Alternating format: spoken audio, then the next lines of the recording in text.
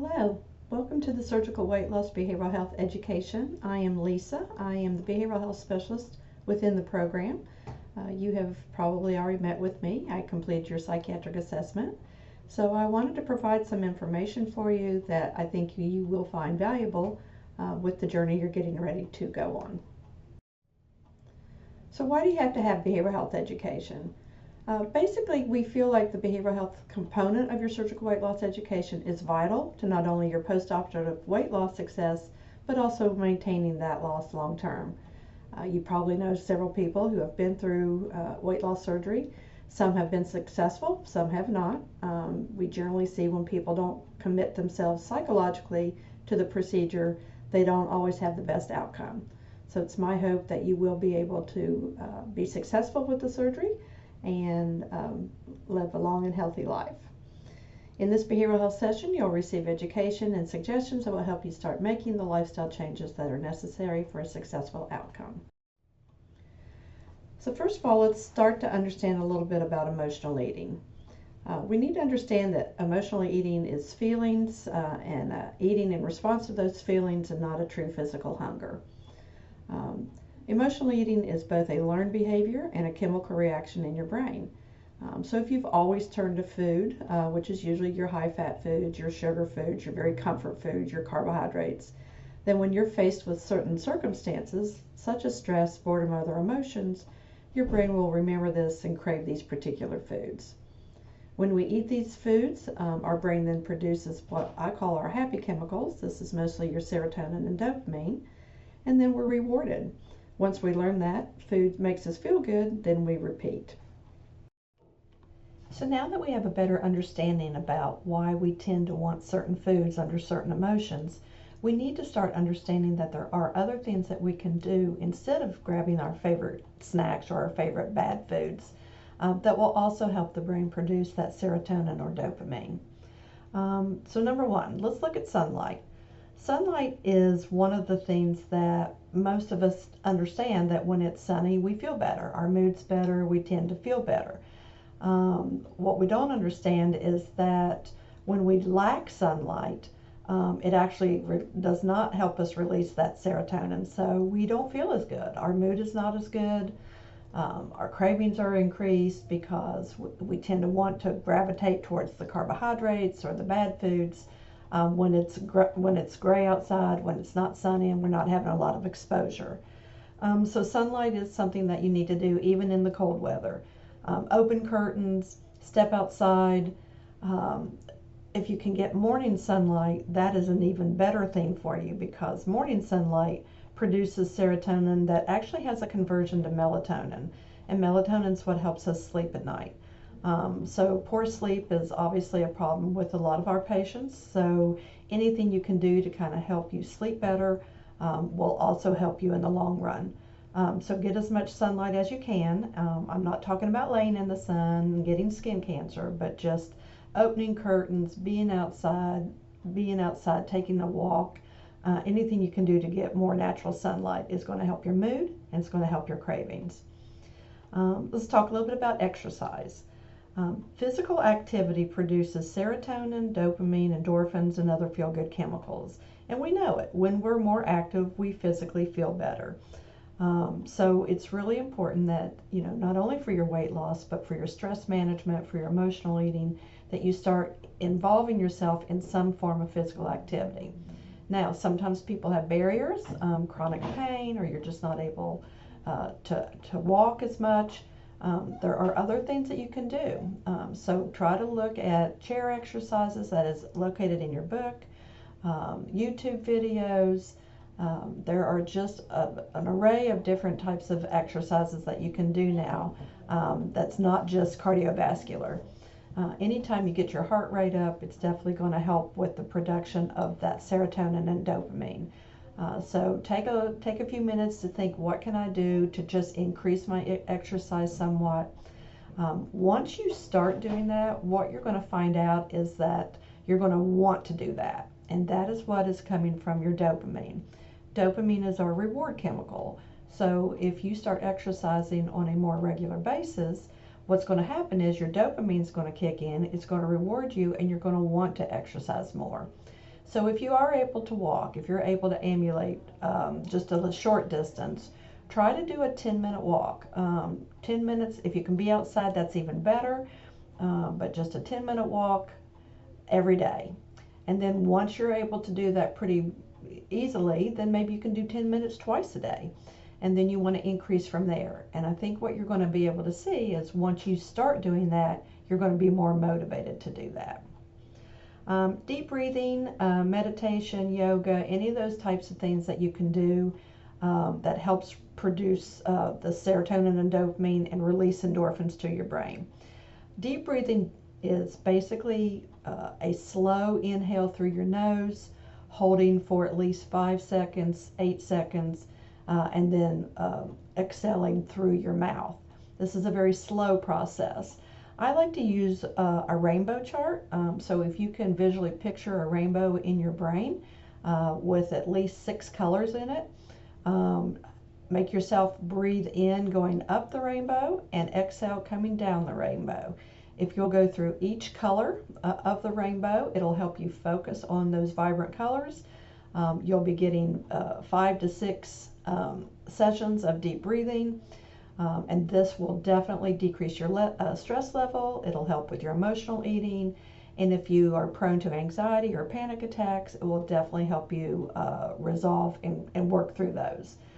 So getting in a habit of deep breathing once, twice a day, you'll definitely feel a difference.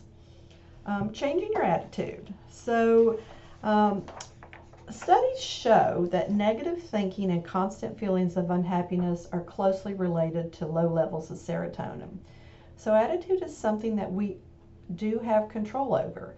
It's difficult sometimes when there's things in your life that are stressful and you feel very negative about it, but it is actually something that you have control over. How you respond to things, how you look at things, how you think about things, that is your attitude. If you can focus and be more positive, you're going to have a more positive outcome. If you're more positive, your brain's going to reward you. It's going to release more serotonin. If you are negative about everything, if you feel like you're not doing well, if you feel like you're failing, if you feel like everything's a failure, then your brain's not going to reward you and you're going to continue to feel negative.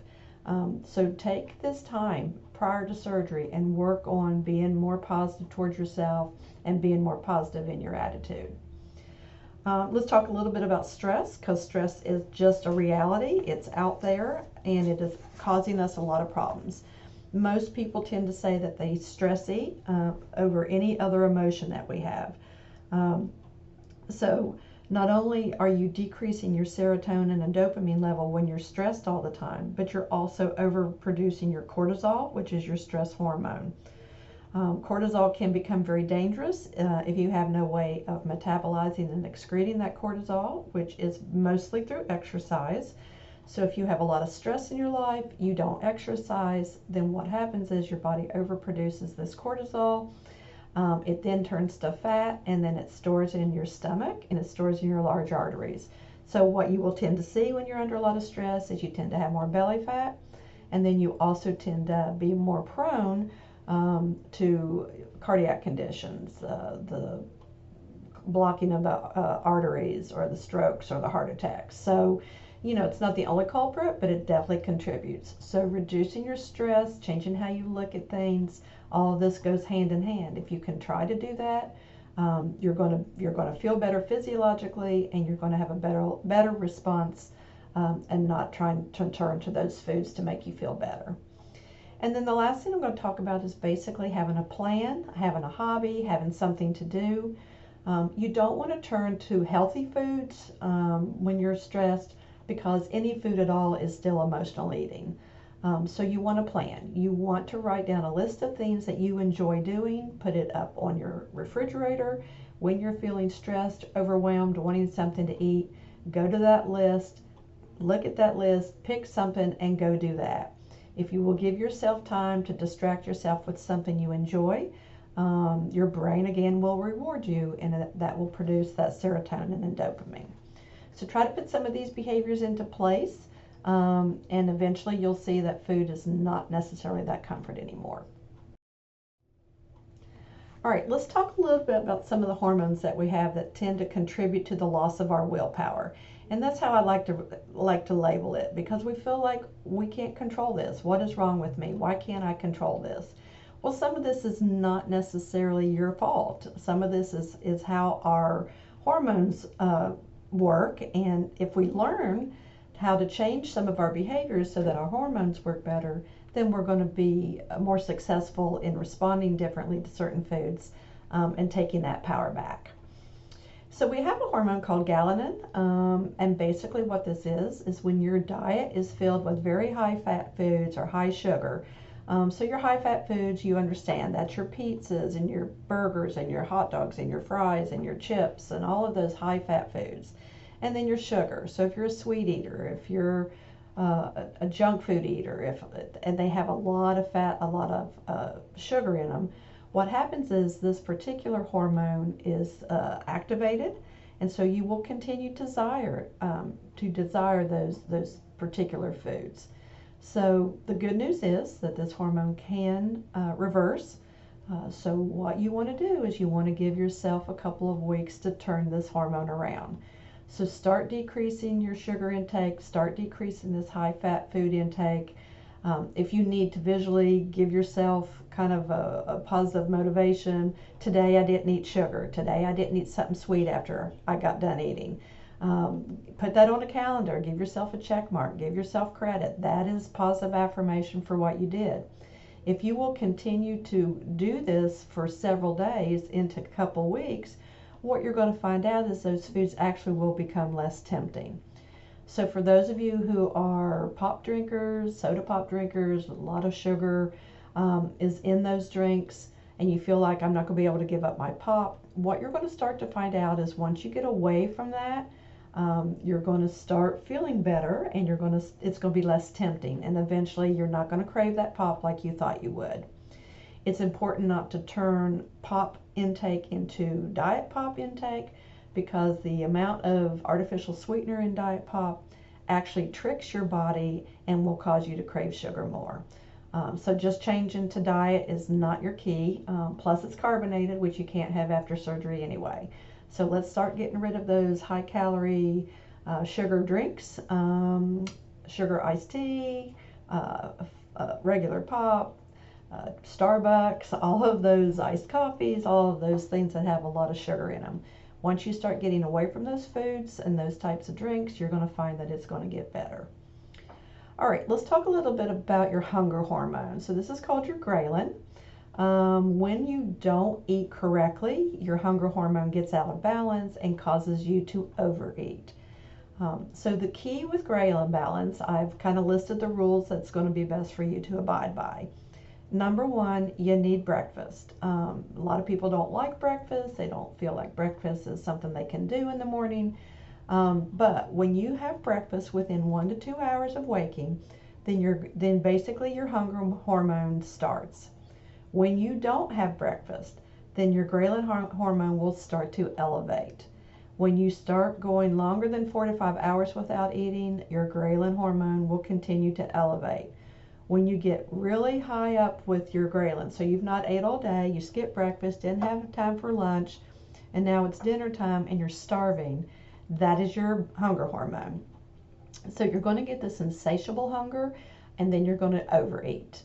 And then once you've gone all day without eating, now your body is also in what we call starvation mode. So when you eat all of those calories that one time a day, your body is going to store those calories rather than burn those calories. So in order to tell your body you're not starving, in order to tell your brain that your hunger hormone's in balance, you need to eat breakfast, and then you need to eat every 3 to 5 hours, and do that on a regular basis. You want to avoid what we call very low calorie days. So people sometimes think if I have 500 calories a day, if I just have 300 calories a day, anything under 1,000 calories a day, you're not going to lose weight because your body will be in starvation and it is not going to do what it needs to. So focus and work with your dietitian on calories, but don't try to go under 1,000 calories a day, or you will get too hungry. Your ghrelin hormone will elevate, and then you'll just be too hungry and you'll overeat. Fast food, processed food, these foods are very, very bad for you. They are full of what we call flavor enhancers. MSG, you've probably heard of that. And basically what that does is it tricks your hunger hormone. So if you eat a lot of fast food, if you eat a lot of processed food, your hunger hormone just doesn't understand. So you feel like you're hungry all the time. Plus, a lot of these foods are high in fat, and so of course the high fat foods, you will continue to crave the high fat foods. So that also messes up that other hormone that we talked about earlier. And then it is very important to work on sleep. This is a problem for a lot of our patients. You're just not getting adequate sleep. But when you don't get at least 7 hours of sleep, what happens is your ghrelin hormone elevates, and the next day you're a lot hungrier. Most of you have seen on the news, or you've heard that when people don't sleep well, they tend to struggle with their weight. So that really has to do with two of your hormones, one of them being your ghrelin and the other being your leptin. So let's talk a little bit about your leptin hormone. Basically, leptin is your internal appetite suppressant, your satiety hormone, what keeps you satisfied. So if you ever eat a meal, you don't feel satisfied, that's your leptin. So here are the rules to help you keep that leptin in balance. Number one, when I talked about you need to have breakfast, you need to have high protein for your breakfast. When you have a high amount of protein, what happens is it actually sets that leptin, and you're going to be more satisfied throughout the rest of the day. If you'll think back when maybe you had a carbohydrate for breakfast, so one of those bad carbs, the Pop-Tarts, the donuts, the cereal, the toast, the breads. So when you eat a lot of carbohydrates in the morning, what happens is that burns off very quickly, and then within an hour you're hungry. So a lot of people say, well, if I eat breakfast, I'm hungry all day long, so I don't eat breakfast. Well, it's what you're eating for breakfast. So if you have protein in the morning, then you're going to be much more satisfied throughout the rest of the day. If you're not a breakfast eater, this might be a good opportunity for you to add the protein shakes that we talk about. Those generally have a good 30 grams of protein in them. They can be mixed and drank on the way to wherever you need to go. So that may be an option for some of you. If not, then you want to think about foods that have higher protein in them. So talk with your dietitian and see what might be a good selection for you.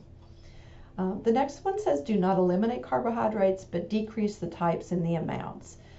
So the dietitians do talk with you about carbohydrates. There are simple and complex carbohydrates. You don't want a lot of the whites, as I like to call them. That's your breads and pastas, potatoes, sugar. All of those types of carbohydrates is going to slow your weight loss down, and you just don't need those types of carbohydrates. But you still need carbohydrates. You need carbohydrates for energy. So definitely speak with your dietitian about what some of the carbohydrates you can have, your fruits and other forms of foods that you can have that will help with that energy level. But it's not going to be completely out of your system.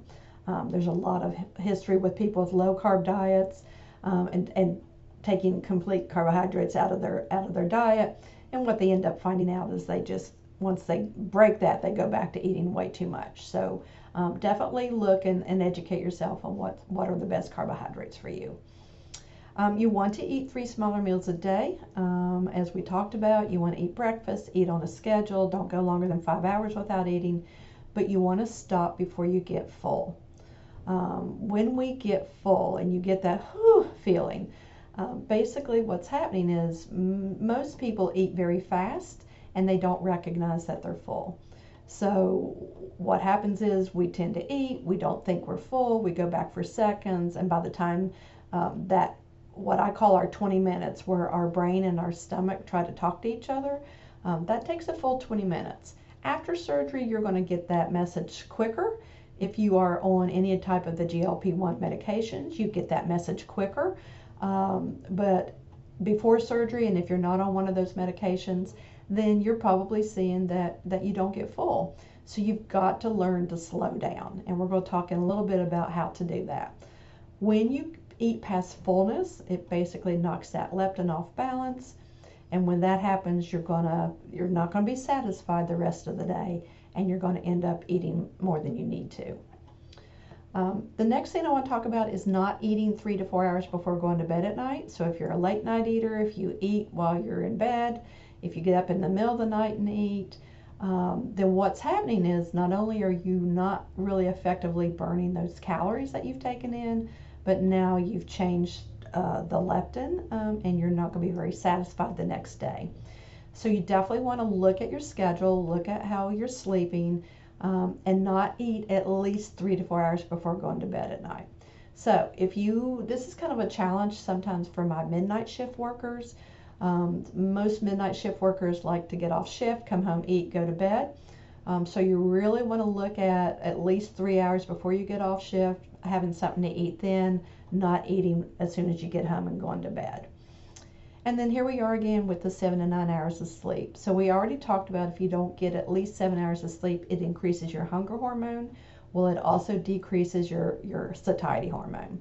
So if you don't sleep well, the next day you're hungrier, and you're not very satisfied. So those two hormones definitely get off balance when you don't sleep well. So let's effectively treat your sleep. That's an important part of this journey. All right, let's talk a little bit about psychological and learned behaviors. One of the biggest things that we have in this area is our portion sizes. Portion sizes are much larger than let's say you go out west to California, Utah, Nevada, any of those out west, or way up north, your New England states.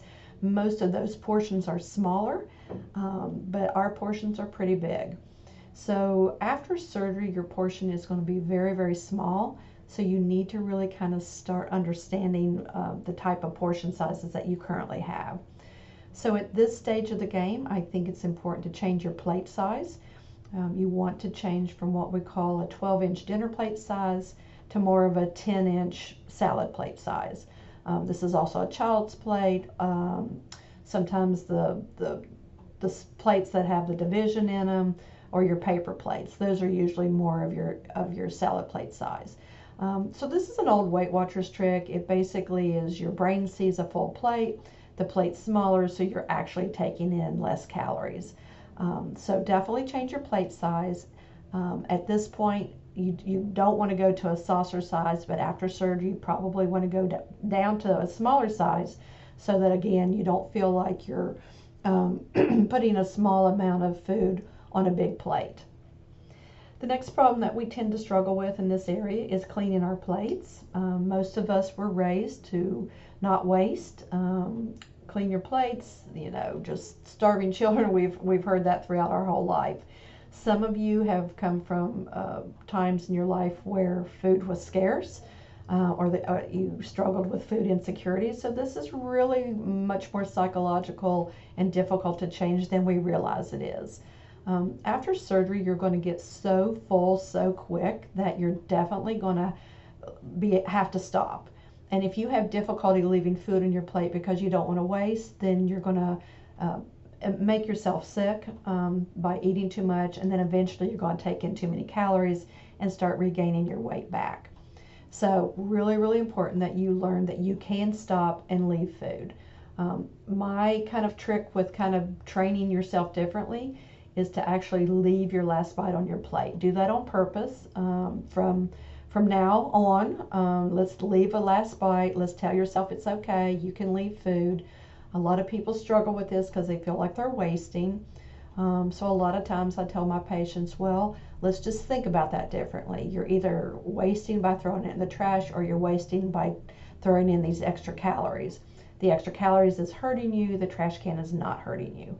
So we just have to change how we think about that. It is difficult in the beginning, but you will get better at it, so start doing that now.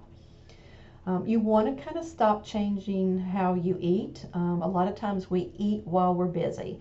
We eat while watching TV, while we're on our phone, while we're on the computer, in the car. Any of those activities, basically what will happen is you will be distracted. You'll not pay attention to how much you're eating. You'll eat faster than normal. And it'll just be more of a mindless eating. So you want to get back to eating at the table, and you want to learn to slow yourself down. Your grazing and mindless eating, this is just habit, just kind of walking through the kitchen and grabbing something, or just eating just because it's there.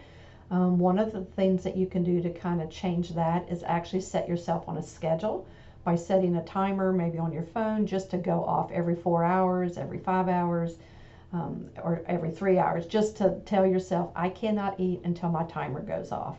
That just becomes very structured and kind of helps you learn to eat on a better schedule. So eating fast, this is where we tend to get in a lot of trouble.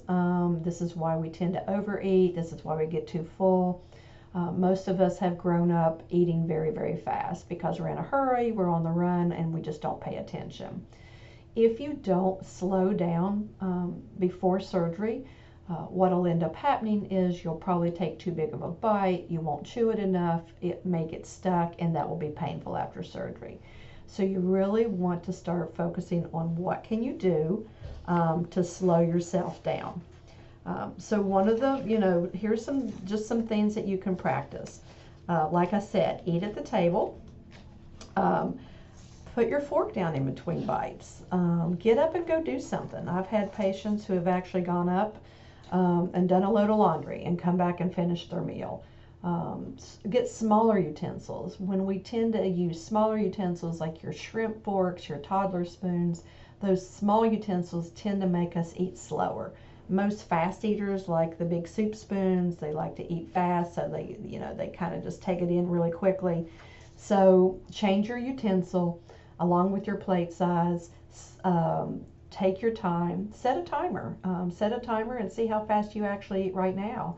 What you'll find out is when you eat slower, you're going to get full quicker. And then when you get full, you need to stop. And by doing that, you're going to take in less calories, and you're going to feel better. So try to put some new eating behaviors into place. All right, learning new behaviors. So you've been talking with the dietitian, so it's important to start educating yourself. You need to learn and read food labels, understanding food labels. A lot of times we don't realize how many carbohydrates are in something. Something might say it's high in protein, but when you look at the actual protein in it, it doesn't have a lot of protein in it. A lot of things say fat-free, and you think that's good, but when you look at the carbohydrates, it's very high. Sometimes there's a lot of sugar in things. So definitely start educating yourself. You want to increase your protein, and getting protein sometimes is challenging. So you want to kind of understand how much protein is in certain food items, and definitely talk with your dietitian if you have any questions about this. You need to learn to eat breakfast and eat on a schedule. A lot of people say they skip breakfast. I think now you understand when you don't eat that breakfast, your hunger hormone's not going to work right, and you're going to find out that your body's in starvation, and you're going to start hanging on to calories. So very, very important that you eat within 1 to 2 hours of waking up, and eat on that schedule I talked about every 3 to 5 hours. Learning to not drink with your meals. This is one of the biggest challenges a lot of our patients have. We're used to drinking and washing our food down. A lot of times people say they have a dry mouth. It's hard for them not to drink with their meals. But if you'll recall, the reason that we tell you not to drink with your meals is if you fill up with a liquid, you're not going to have room for your protein, you're not going to have room for your meals, and then you're going to get hungry too soon, and you're going to start taking in extra calories. So try to practice the not drinking 30 minutes before your meal and not drinking until 30 minutes after your meal.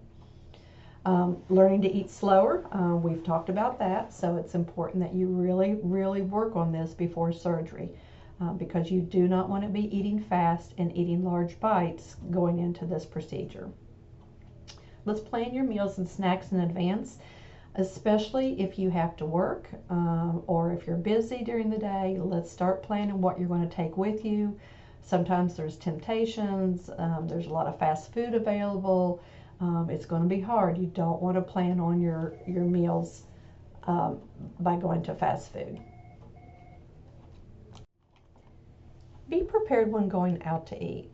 A lot of times we go out to eat with family and friends. This is going to happen after surgery as well, so you don't want to feel like I can never go out to eat again. The things you want to do to change psychologically is you want to look at that outing event as a social event, not an eating event.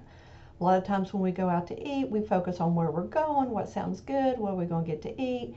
That's more focus on the food. Now you want to focus on, well, it's going to be nice to be out. It's going to be with family and friends, and I'm going to enjoy it. So make it a social event more of than an eating event, and you will be fine. The next thing that you want to do is when you get your meal, you want them to bring you a to-go box as soon as they bring the meal, because what you can do is you can make your own portion.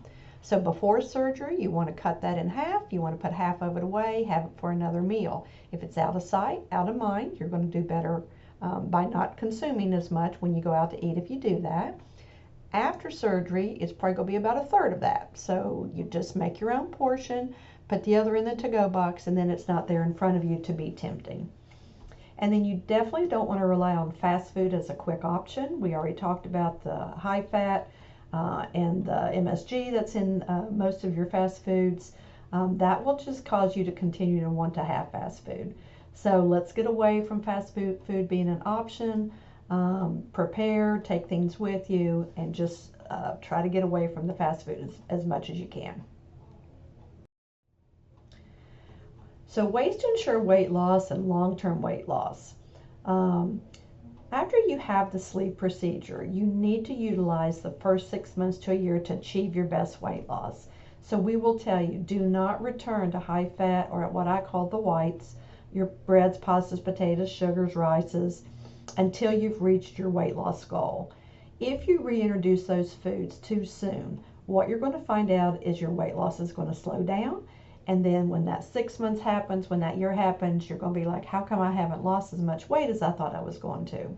So don't get in your head that you're never going to be able to eat these foods again, because you're going to. You're going to be able to. But you have to utilize the tool of the surgery. And the first 6 months to a year is the best time to achieve that goal. Do not return to carbonation. Do not return to pop. Do not return to carbonated water. Beer, anything that fizzes is carbonation.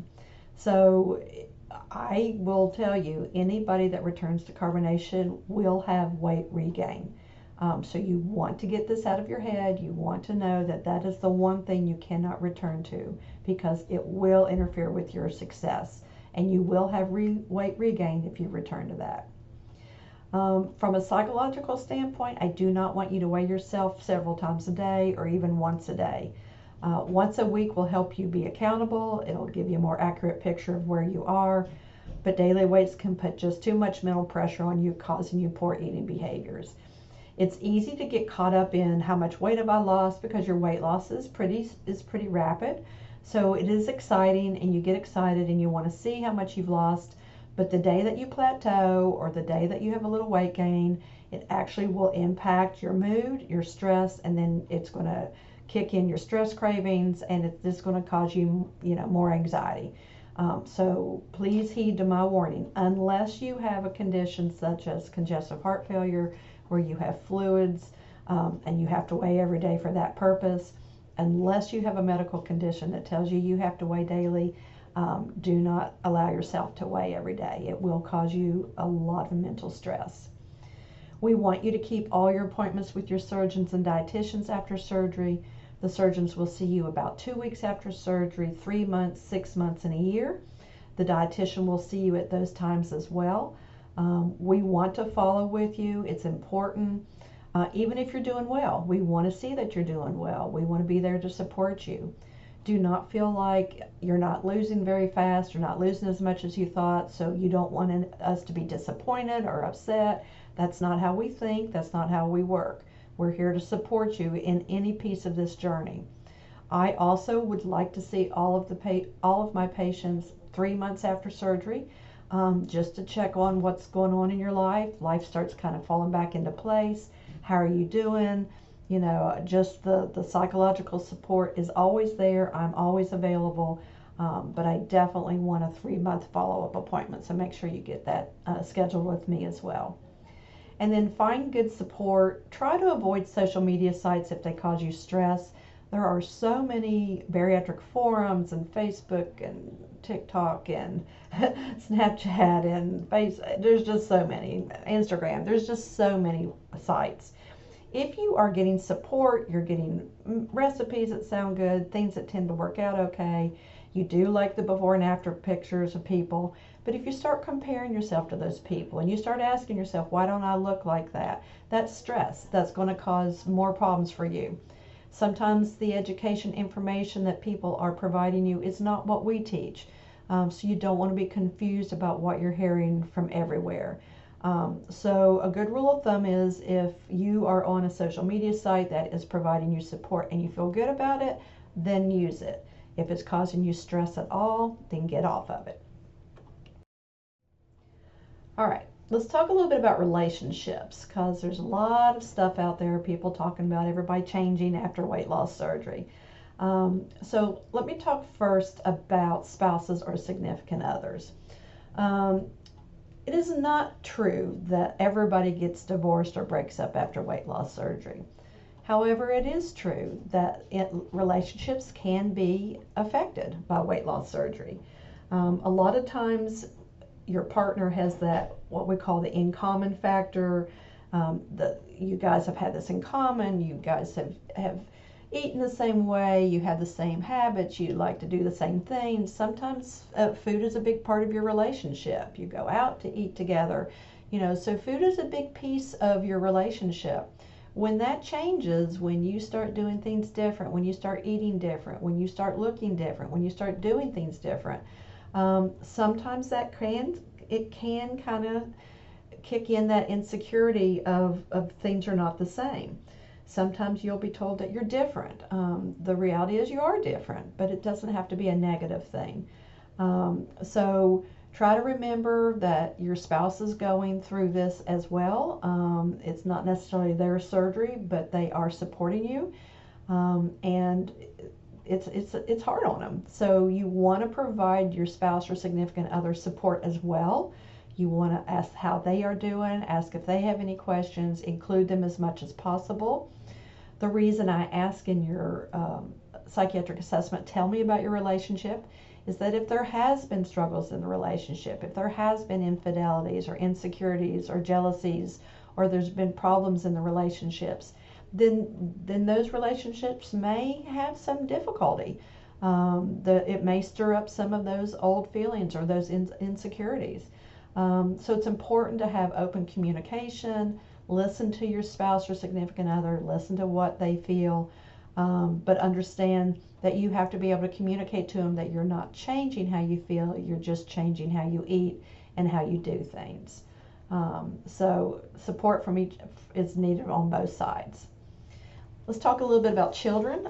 What I tend to see with children who are mostly ages 4 to 7, or children that might be in the autism spectrum, these children tend to not like change.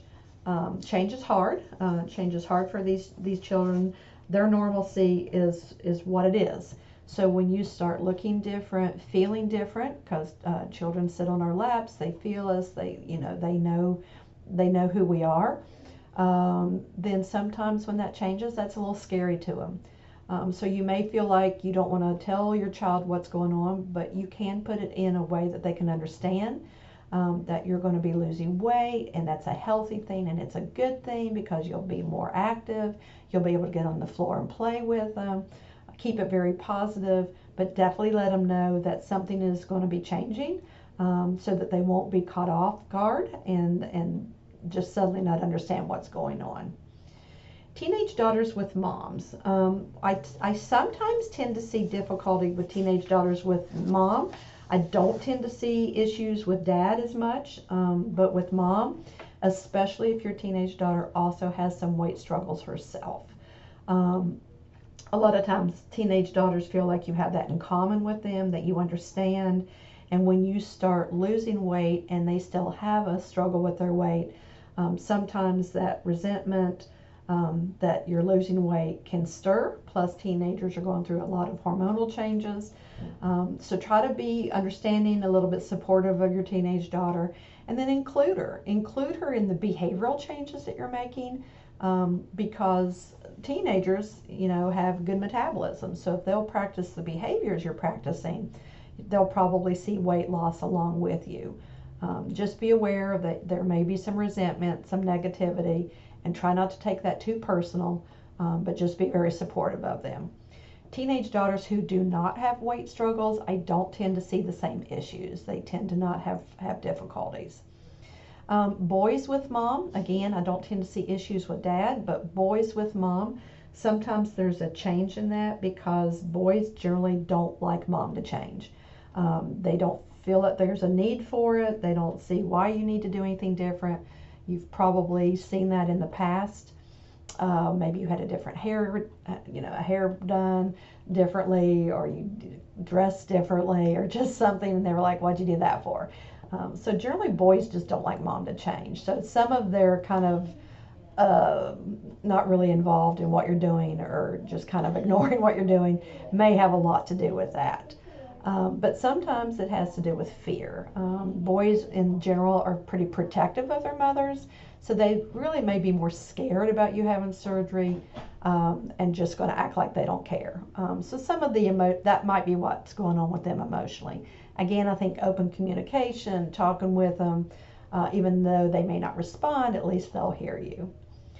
Your nurturing family members, so this may be your grandmother or somebody in your life that always wants to feed you, to take care of you. If you live in this area, we're very cultural about food and family and food. There's a big dynamic, a big connection. So your nurturing family member may really struggle with the fact that you're not eating very much and not eating their foods. Sometimes that comes from that, where you feel like, well, I don't want to hurt their feelings because they want me to eat what they fixed.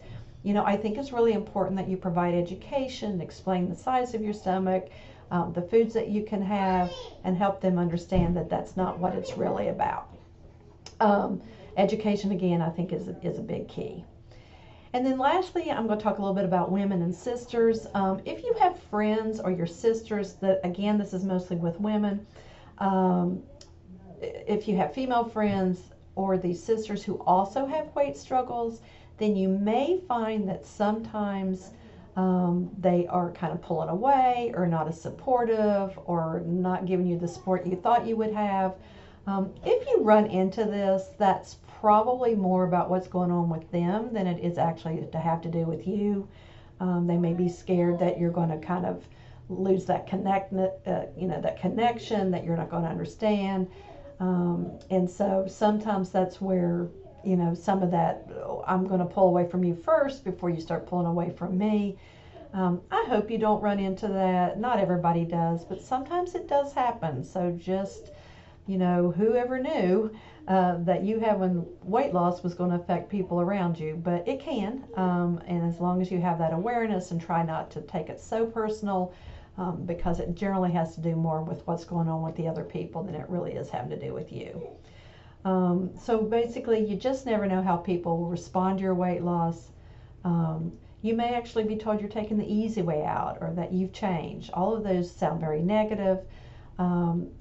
People who say you're taking the easy way out generally don't understand the whole concept of weight loss tools. There's nothing easy about this procedure. So, that sounds pretty offensive, but it generally comes from a place where they just don't have knowledge and understanding. So this is not an easy way out. This is a tool. This is not going to work if you don't work with it. So, that's just what you understand. And if they don't understand that, there's probably no convincing them. So just do your best, provide education, and then accept that sometimes you can't change the way people think. All right. Possible post-surgery problems to be aware of. So let's talk a little bit about self-esteem. Self-esteem is something absolutely, our weight impacts our self-esteem. But, from your mental health standpoint, I really feel it's vitally important that you start working on your self-esteem prior to weight loss surgery. If you go into surgery feeling like, as soon as I lose weight, I'll like myself, everything will be fine, then your weight loss will actually never be enough. You'll always be, I need more, I need more, I need more. And then we can run into eating disorders. So we definitely don't want that. So I want your journey to start now with the change in how you feel about yourself. I want your self-esteem to be based on the successes you're having and the changes you're making and the control you're taking over your life, not over the amount of weight you've lost. Work on that self-esteem, and then when you do have weight loss, it will just really accentuate that. Body image distortion is basically when you look in the mirror, you can't see your weight loss. And sometimes this is distressing to people. They feel like they've lost this 30, 40, 50, 60 pounds and they can't see it in the mirror. That is very common. I'm not sure exactly why that occurs. I feel like probably the brain has seen you a certain way for a long period of time. So now that you have had weight loss, the brain just hasn't caught up. The best way to deal with body image distortion is by picture taking. So I encourage picture taking throughout this whole process. Take a picture before surgery, and then take a picture probably monthly or every couple of months. And when you start seeing picture to picture, you're going to start seeing your weight loss more effectively. That your brain will catch up. So just try not to stress yourself so much about the body image distortion. You may feel like you're not ever going to feel in that size clothing. You need to try things on. Clothing sizes have changed a lot over the years. So what may be one size in one type of clothing, it's going to be a different size in another brand. So, try things on.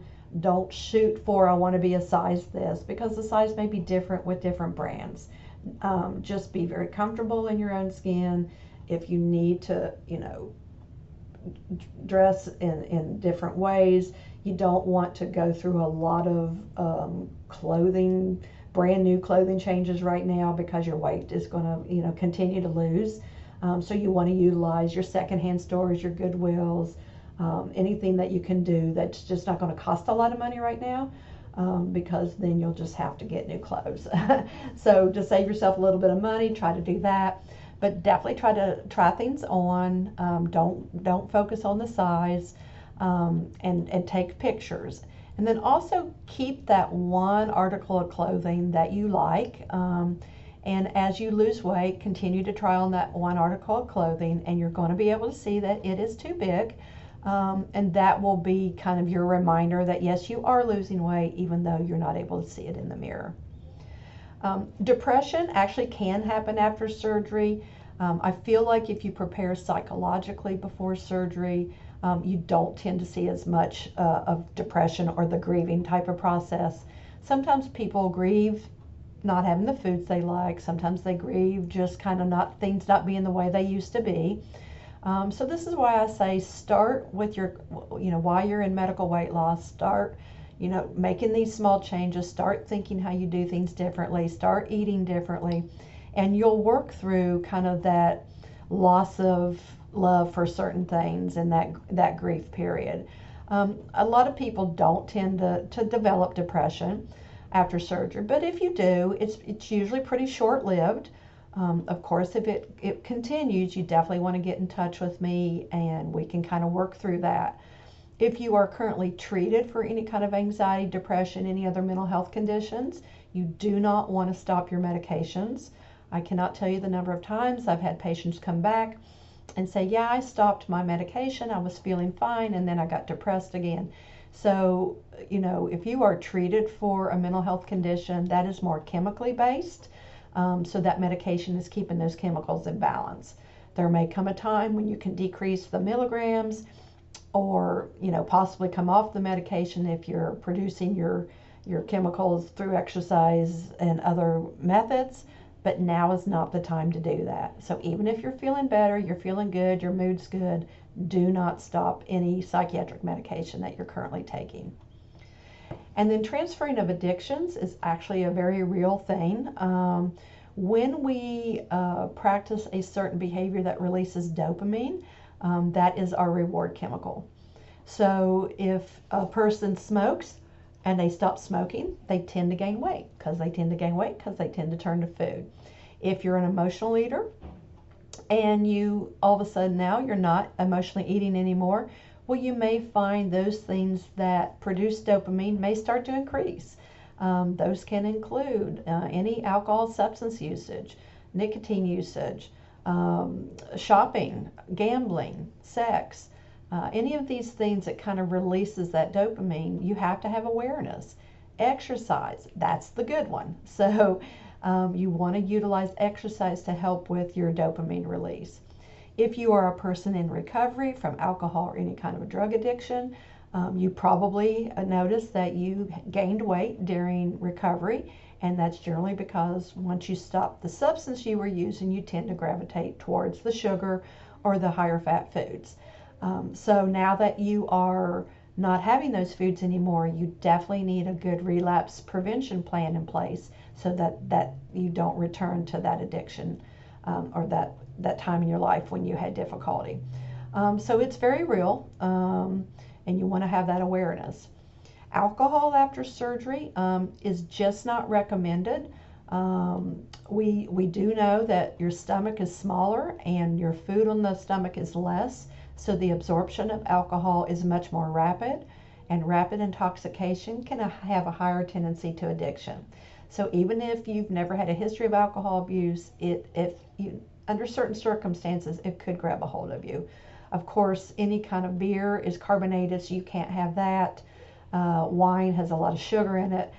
Liquor has a lot of sugar in it. So these are just not good options at all for any kind of weight loss, and it could cause you difficulty. So it's just not a good idea. All right, so remember, this weight loss journey alters your body, but it does not change how your mind responds to food. Your success will only occur when you change your way of thinking and these behaviors. This video is available for you to go back and listen to again. Sometimes we get 2 or 3 years out after surgery. We kind of start sneaking back into old behaviors. You want to come back and hear this again because it's easy to go back to what we know. It's hard to stay consistent. But now that you have the knowledge, you can do this. You have the support with our program. So try to put those positive behaviors into place, and best of luck to you. Thank you.